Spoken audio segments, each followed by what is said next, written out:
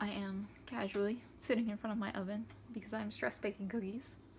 That's the kind of day it is. The kind of day where it can only be improved by stress baking cookies. I finished Ailey's Grace on Monday, so huzzah for that. I no longer have to alternate between that and War and Peace.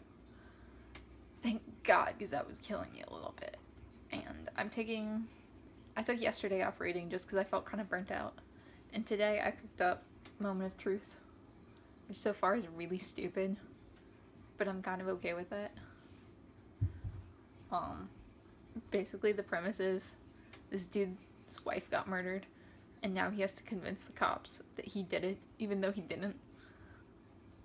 And that doesn't seem like a hard thing to do, but maybe it will prove otherwise. And there was one line already where she described a guy as having a working class nose. Like, what is a working class nose, and how does it differ from a non-working class nose? I'm very confused.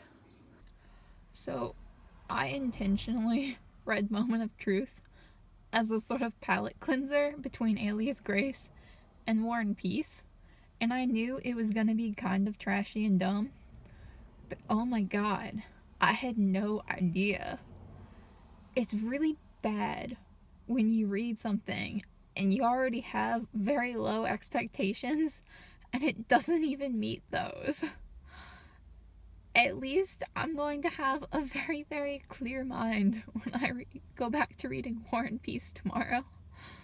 This bro has spent the last 4 chapters complaining about kids these days with their unfunny movies and their one-hit wonders. Because kids post-2000 definitely invented the concept of the one-hit wonder. I am so tired of this book. So I've made it to book 2 of War and Peace, which is nice, sort of. But now, book 2 is like the war part of the novel, as opposed to like the nice cultural society part of the novel, which I was quite enjoying. And now I have no idea what's going on. But I know who most of the characters are.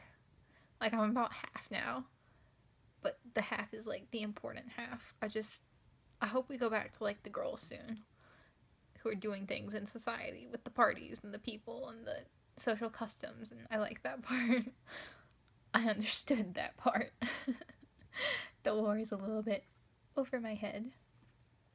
But I'm over 100 pages in, which means I've only got like 850 left.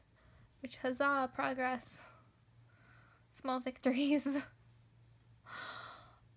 I'm probably gonna start Waking Up Screaming tomorrow, which is my Lovecraft short story book. Just so I can alternate something with War and Peace without like starting another long, difficult novel. Because I don't think I can handle 2 of those at once. I had something else to say. Oh, I was looking at my channel statistics, and I have about 12 hours of views in the past, like, month. Like, what? That is somewhat insane to me that people have spent, like, 12 hours watching me in the past month. What are y'all doing with your lives? Like, go do productive things and stop watching my nonsense. Standards, guys. You need to raise them. So, that awkward moment when you realize you've had a library card this whole time. Yeah, I may have just registered for a library card at the library and they were like, you already have one. You don't need a new one. I was like, oops. I have a shiny library card, y'all. I don't know. I hadn't used it since I was like 17, so I guess I kind of just assumed it no longer worked, and apparently it does.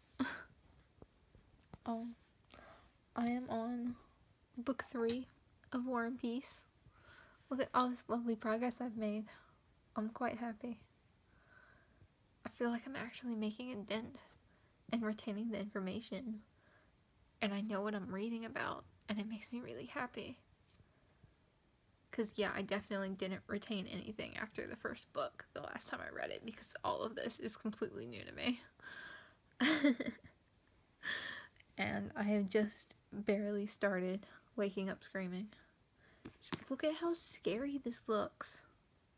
This looks horrifying. I can't read either of these before bed because this will just give me nightmares. And I read War and Peace before bed last night, and I had some really long, complicated War and Peace inspired dream, which was not pleasant. I woke up exhausted. I woke up like I'd just spent all night reading that book, and that was unnecessary. But it's been a good reading day. I made it through like 50 pages or so. If I keep to a 40-page a day rate, I should be done by the end of the month, which is my goal, hopefully. Ideally, because I don't want to be stuck. I can't read anything else while I'm reading this, is the problem. Because I'm not the kind of person who can read, 3 or 4 different novels at one time. That's why I stuck with Waking Up Screaming, since it's short stories, and I can just sort of, take a break when I need one and then come right back to it. But I'd rather be reading shorter novels than one ridiculous 1,000-page thing. But I'm gonna read more tonight, and hopefully not have War and Peace inspired dreams, because that was wholly unpleasant. Like, no one wants to wake up thinking about Natasha Rostova. Their names are weird. I don't understand the Russian naming customs. Girl last names are different than boy last names, for whatever reason. But I'm gonna go back to reading that, so hopefully I can make progress and not just be barely into book 3, but be actually into book 3. So, like, a question to anyone who's ever read War and Peace before. Why does everyone hate Vera so much? Is there ever any payoff to that? Because everyone just kind of hates her for literally no reason whatsoever. Like, she says the most inoffensive thing, and everyone's just like, God, Vera, why are you such a bitch, Vera? And Vera's just like, okay, continue on with her life. And ignore the door slamming.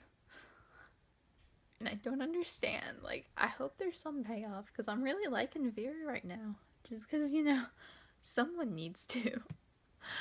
But I'm about 200 pages in, and now I think we're, like, solidly flipping between the war and the high society bits. So I've got a better grasp of what's going on. And I'm actually making fairly decent headway. I'm quite pleased with myself. I'm going to try to get to book 4 tonight, which shouldn't be that bad because I'm only like 30 pages away. But yeah, I don't have any other bookish things to say for this week, so enjoy this video of my pathetic dog being pathetic.